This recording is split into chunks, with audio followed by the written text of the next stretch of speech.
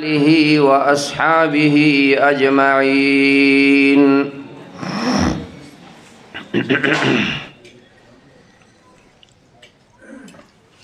لقد جاءکم رسول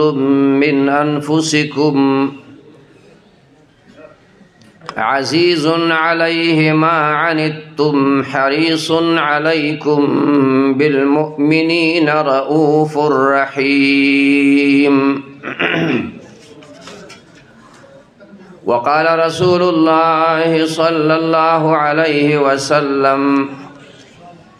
ان العلماء ورثۃ الانبیاء۔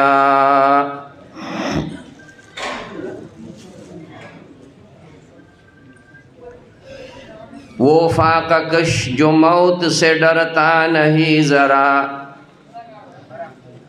وہ فاقہ کش جو موت سے ڈرتا نہیں ذرا، روح محمد اس کے بدن سے نکال دو۔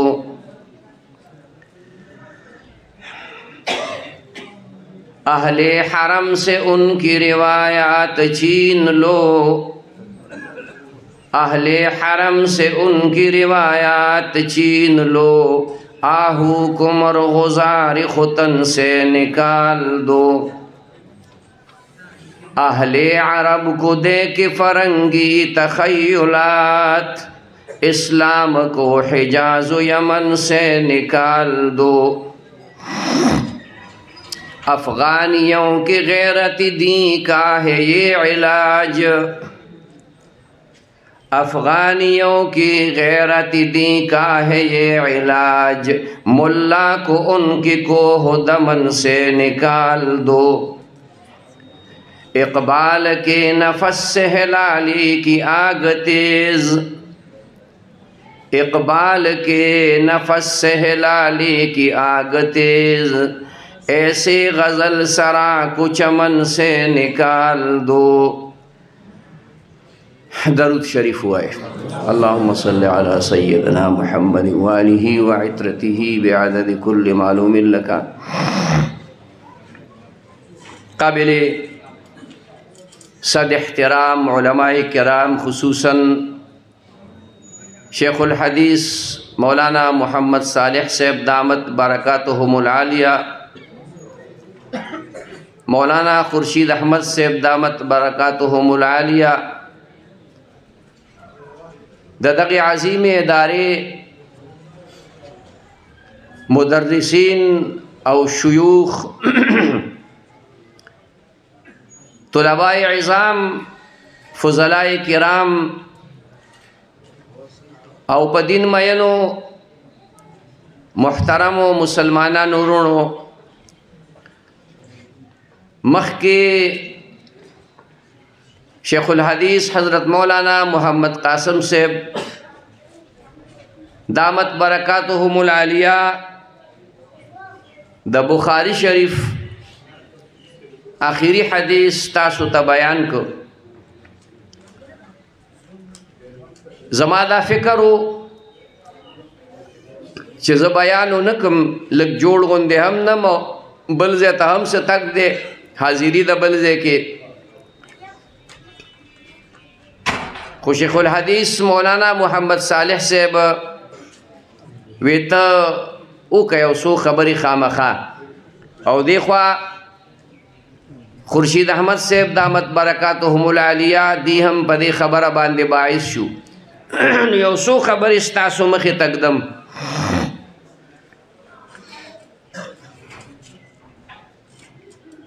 ابلیس شیطان دا زمانگا دا طولو دشمن دے، او قرآن مجید کی اللہ تعالیٰ مونگتا زی پا زی وارننگ او خبرداری را کڑے دے چھ دا ستاسو دشمن دے زانتے بچ گئی او دشمنی ور سرو پالی۔ خدا شیطان ذریت دا شیطان اولاد اگا سات پا سات شیطان اگوی تا تعلیم ورکی، او اگا دا علم دا مسلمان د نیک او د صالح د مدرسې او د جماعت د پټکی او د ګیری او خصوصا د پښتون د دوی مخنیوي کوي، دوی بېدینۍ طرف ته راوستل غواړي، په مختلفو اندازونو او طریقو باندې د دوی صفایا کوي چې دا ختم شي. علامه اقبال رحمه الله یو ډېر لوی خوددار شاعر تیر شوی دی. درس نظامی ویلې وخه، اوس موږ وایو درس نظامی که نه، تاسو درس نظامی ووی. درس نظامی خو اوس ټوکړې ټوکړې کړی سې پکې پریښې نه دي، خو دغه حدیث پکې پاتې دي. نو موري نور خو چې کومه دی بس چې څوک رساله ولیکي هغه پکې راوړي وي دا په دې ځای کې وایه، کافیه به تېر کړو دا پلانې به پکې وایو، شرجامي به تېر کړو دا به وایو، مبزي څوک نه پیژني، صدرا نه پیژني، امور عامه او شرچغمني نه پیژني، قاضي او حمدالله نه پیژني، سلم او مولا حسن مولا جلال مرزاهد دا نه پیژني. د زړو علماؤنا علاوه مشرانو علماؤنا علاوه کتنن د یو طالب نه تپوسو کی چې حمدالله دی ویلی دی، نو هغه وایي چې دا حمدالله څوک د سړي نوم به نو وایي زه یې نه پیژنم چې حمدالله څوک دی. که وایي قاضي نو د هغه ذهن ته به دا راځي چې چاته په اسلامي ملک کې چې کوم قاضي ځکه زموږ دی ته خو د انګریزۍ لفظ خلک وایي، جج ورته وایي، جسټس ورته وایي، چیف جسټس ورته وایي، خو د اسلامي ملک به چېرته فیصله کوونکی ملای بس هغه ته به قاضي وایي. نو عرض مې دا کوم خبر رانه اوږدېږي، ما شیخ صاحب ته ویلي مې زه یو څو مختصر غوندې خبرې کوم، خو کله کله زه خبر رانه ګډوډه شي نو کینټې ته ګورم سات په سات خفه کېږئ مه. نو عرض مې درته دا کوو چې علامه اقبال رحمه الله هغه د نن نه 1936 کې یو غزل لیکلی دی، شیش محل کې دا غزل لیکلی دی. د علامه اقبال دا کتابونه هر څوک ویني خو یې خو لوستی نشي. که د هغه د فارسۍ شاعري دې وکتله حیران به پاتې شي چې هلکه دا څنګه سړی دا څنګه سړی و. که د هغه د اردو شاعري دې وکتله نو د هغه د یو غزل یو څو شعرونه مې ستاسو مخکې ویلي د هغې ترجمه درته کوم، په هغې مو پوهیومه. بیا سلام علیکم. زموږ د دې دین چې څومره علما طلبا دي د صحابه کرامو نه راواخله تر قیامته پورې به ان شاء الله دا هغه خلک دی چې دی د دین د حفاظت دپاره په مختلفو شعبو کې مدارس، مراکز، خانقاهونه، میدان د جهاد، دا هغه څلور غټې شعبې دي چې په دې کې هر یو شعبه او په هغې کې کار کوونکي هغه خلک دی چې هغه سر قربانوي، خو دا سر چاته ښکته کوي نه. جفا کی تیغ سے گردن وفا شعاروں کی کٹی ہے بر سر میدان مگر جھکی تو نہیں. اردو کو پوئے گی لیکن جفا کی تیغ ظلم بکیگی، ظلم بکیگی او پا عالم بکیگی او پا طالب بکیگی او پا نیک او صالح مسلمان او بندہ باندے بکیگی. خود دا سر دل تا کٹکے دیشی خدا اخکتکیگی نا د ظلم مقابله بکړي. دا ستاسو چې نن پټکې په سر شو دا منجیله نه ده، په دې به د خشاک ګېډې نه راوړي، پته بدی به د شوتل پنټ نه راوړې ستاب د پټکی په دی یو ول کې پتا باندې هغه ذمہواری راخلی تا باندې هغه ذمہواری راغلی ستا په دې سر چې ته به قرباني ورکې ته به لږې او د تندې پروا نه ساتې د دقې ترجمانی علامه رحمه الله په دې الفاظو کې کړې ده چې وفاق کش جو موت سے ڈرتا نہیں ذرا روح محمد اس کے بدن سے نکال دو صلی اللہ علیہ وسلم آغا خلق چو لگے تیری تند تیری تکالیف تیری دا دی پا دی بدن کی چکم روح لینو دا دی روح کنکشن دا آقای نامدار محمد رسول اللہ صلی اللہ علیہ وسلم دا روح صدت اوی دا خلق دا دی دا زرونونا آغا محبت دا رسول اللہ وباسا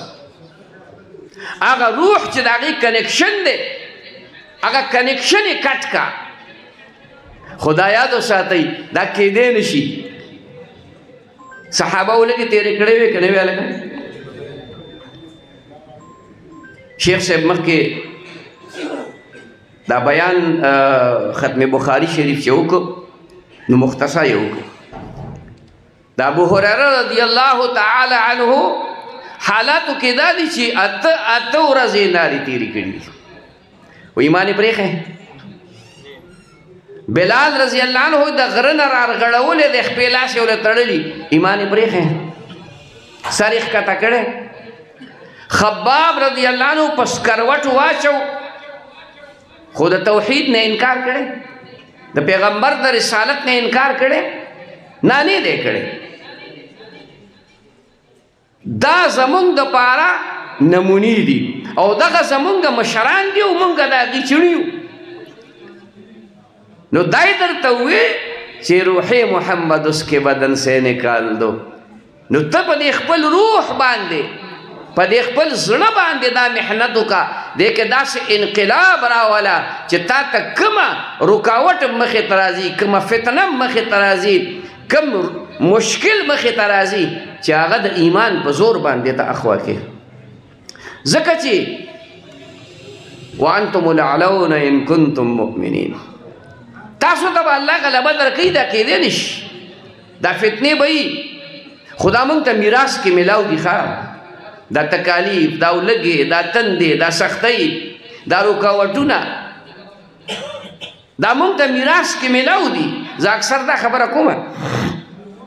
چې زموږ دا ټول علما وي دا حدیث تاسو هر چاته معلوم دی د امیانو ته معلوم دی چې دا علما د انبیاو وارثان دي حدیث وګت دی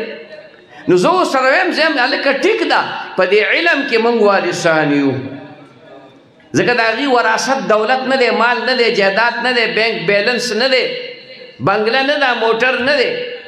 خو ګورې د دې علم په حصول کې به تا ته څه تکالیف هم راځي صحابهو ته راغلي وو که نه راغلي پیغمبرانو ته راغلي وو که نه راغلي نو دغه تکالیفو کې هم تی وارثي ښه اسې نه ته وایې چې ما خو پټکې په سر که مولیانو ته راته لاس کېښودو مبارکي هم راکړه خلکو راته هارون هم راواچول زه بس اوس ورسېدم مقام ته ورسېدم نه مقام ته به رسي دې کې شک نشته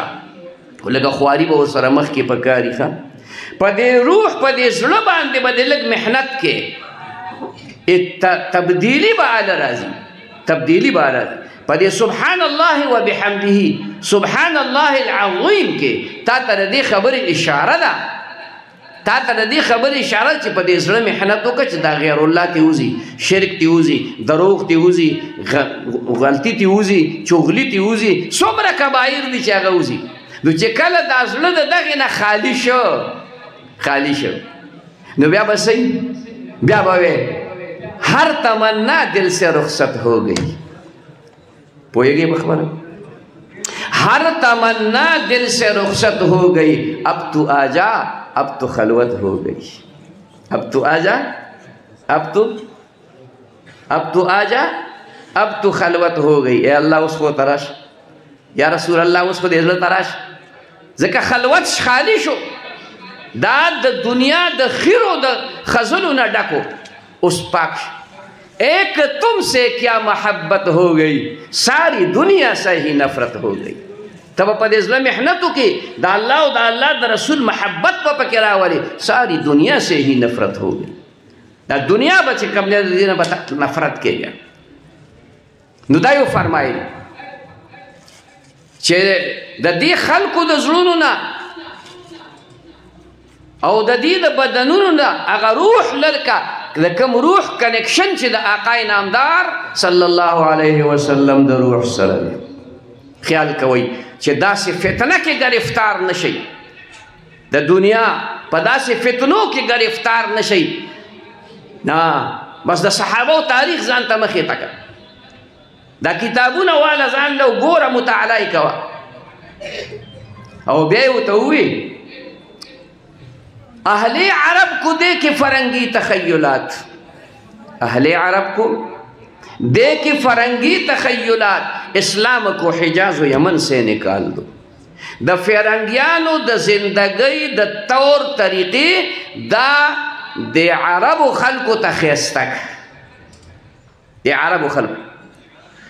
دا غیست طور طریقی دے لکا دا شریعت خلاف چی سمر کارنا دن دا دا یہودو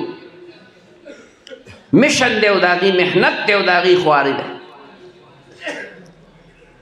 پرتوگ و لنگی تے کوس کنو پتلون ورواچاو کنو، خکول درون کمیسی تے کوس کنو بونڈے ورواچاو کنو، پٹکے تے کوس کو نرومال والا تش پسر واچاو کنو. دا چه بگی آگا خلق یاد ساتی دا عربو با کمزوری نظر نگو رئی خان عربو توا په کمزوري نظر نه ګورو، خو خیر ګیله خو کولی شو که نه. زه به خورشید مولي صاحب ته په کمزوري او په سپک نظر نه ګورم، خو دوست مې دی نو ګیله خو به ترې کوم که نه چې هلکه دا کار دې داسې